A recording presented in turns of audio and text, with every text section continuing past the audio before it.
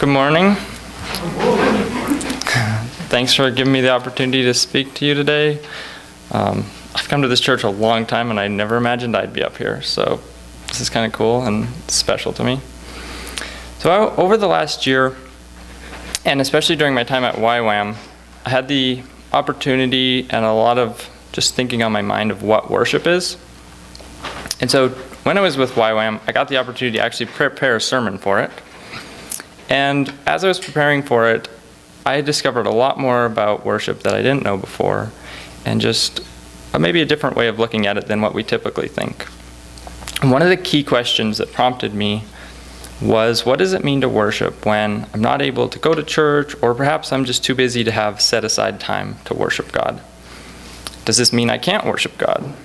And so as I studied this more, I came to the conclusion that worship is actually something that should be part of everyday life, not just a time on Sunday or just once a week or something like that. And with specific things like worship music and worship services, it's really easy to forget that worship is a whole lot more than that. It's not just singing songs to God, it's to bring Him glory. And that's something that can happen in our whole lives.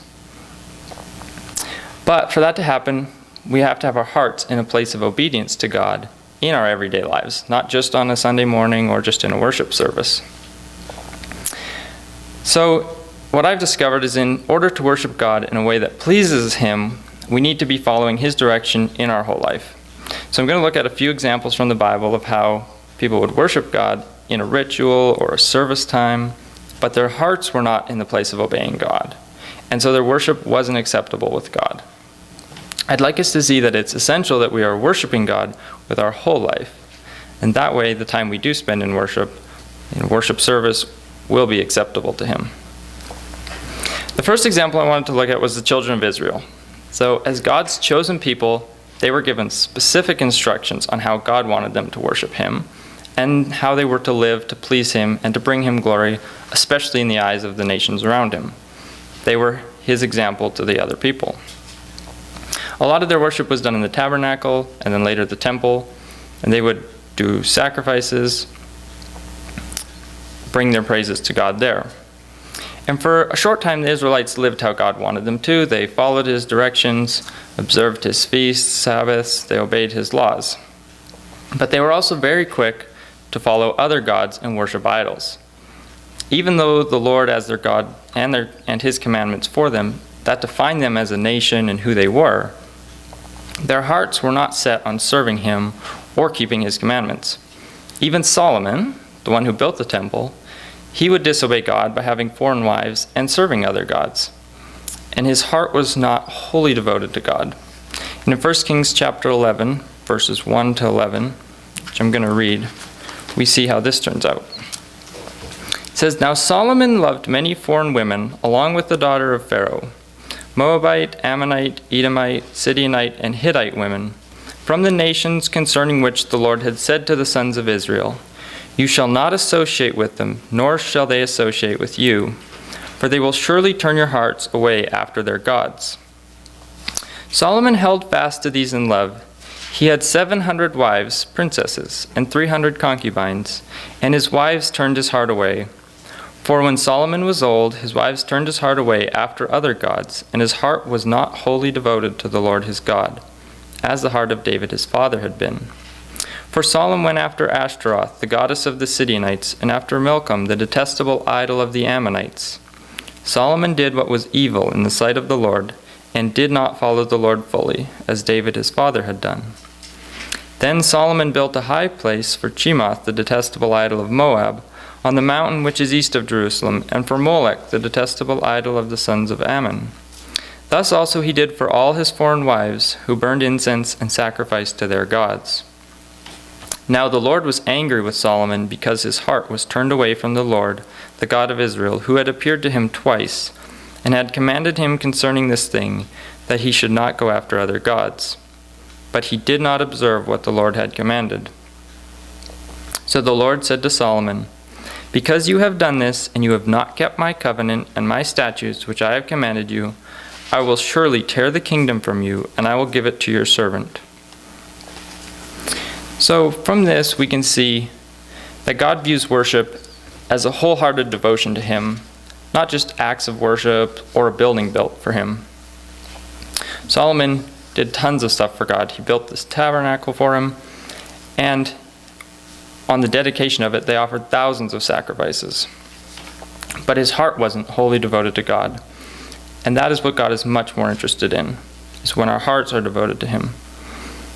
When our heart is devoted to him, to obey him and serve him only, that is what he's looking for. But sometimes, like Solomon, we will just serve God along with other gods, and we don't necessarily follow his direction either. The problem of worshiping God with acts of worship, but not with a heart of obedience to him, has been around for a long time. And Jesus himself addressed it. And he said, "This people honors me with their lips, but their hearts are far away from me. In vain do they worship me, teaching as doctrines the precepts of men." It's from Mark chapter 7, verse 6 and 7. Jesus goes so far as to say that when our hearts are not involved in our worship of God, it is vain and accounts for nothing. When our worship is just an act we do to please God, instead of an expression of our heart's obedience and devotion to God, it's unacceptable to him. So to truly worship God in a way that is acceptable to him, we can't just be doing something because it's called worship, but instead it must be an expression of what we believe in our hearts. We can't just stop with belief, though. True belief produces obedience, and that is essential to worship God. Worship without obedience is also vain. God demands obedience for our worship to be acceptable with him. In his eyes, disobedience is the same as worshiping another god altogether. The example of this from the Bible is found in 1 Samuel chapter 15. I'm going to just summarize it. Saul, Israel's first king, was given the task of destroying the Amalekites for what they had done to Israel when they came up from Egypt. But Saul didn't follow his instructions. Instead of killing all the livestock, he and the people with him kept the best ones alive. Even though they were going to sacrifice them to God, God was not pleased with them. And in verse 22 and 23 of 1 Samuel 15, Samuel tells Saul what God's view of the matter is. "Has the Lord as much delight in burnt offerings and sacrifices as in obeying the voice of the Lord?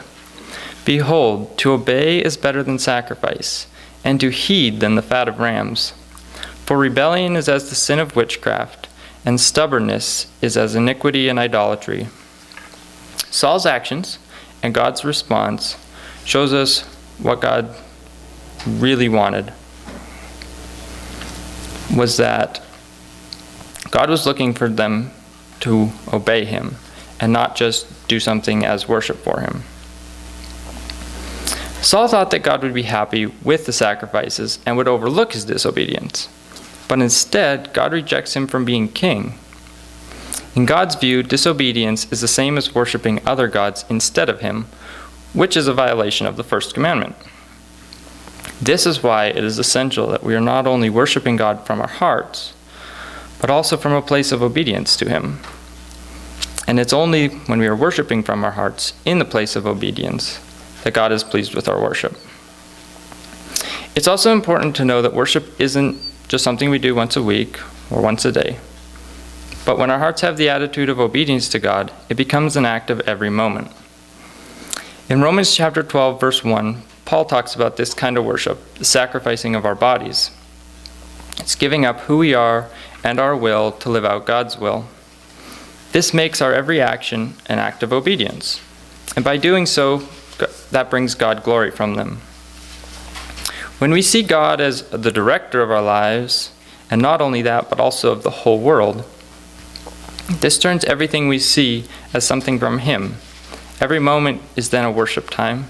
Every view we see is a blessing from God, and everything we do can be an act of worship.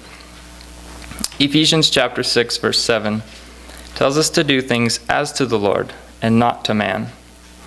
When we're in the place of obedience from our hearts to God, what we are doing becomes an act of devotion to God, even if it's done for someone else.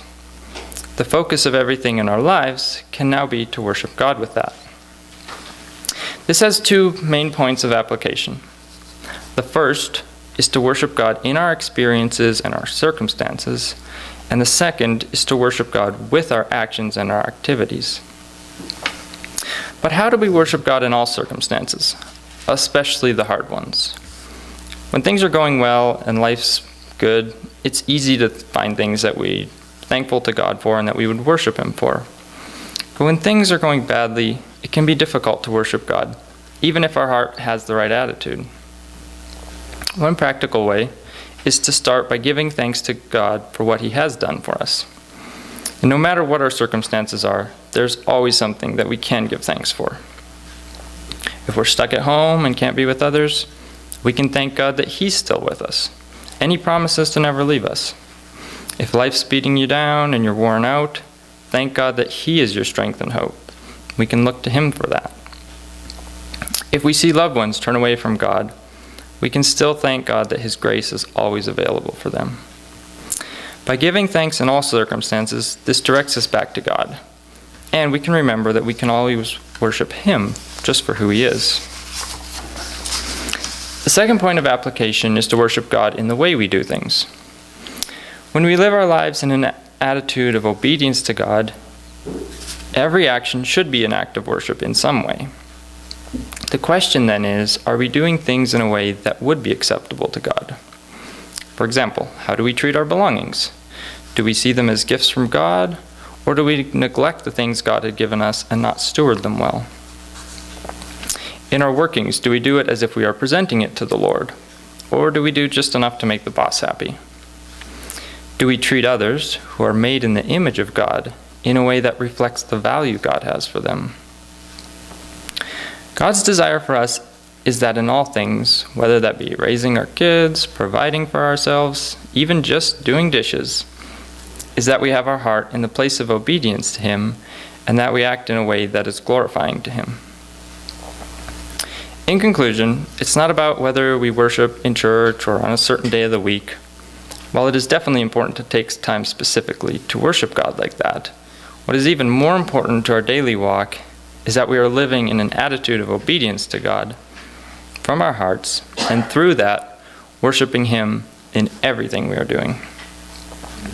When we live like this, we can be like Job, who even in the midst of all his sufferings, was still able to worship God and bring Him glory through his life.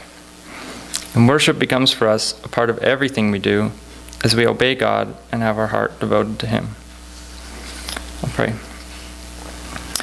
Dear Lord, I thank You for today, and I just thank You for this reminder that we can worship You in everything we do. And I just pray that You would help us to live our lives in such a way that You would be glorified through them in everything we do, and not just on a Sunday morning or in a worship service.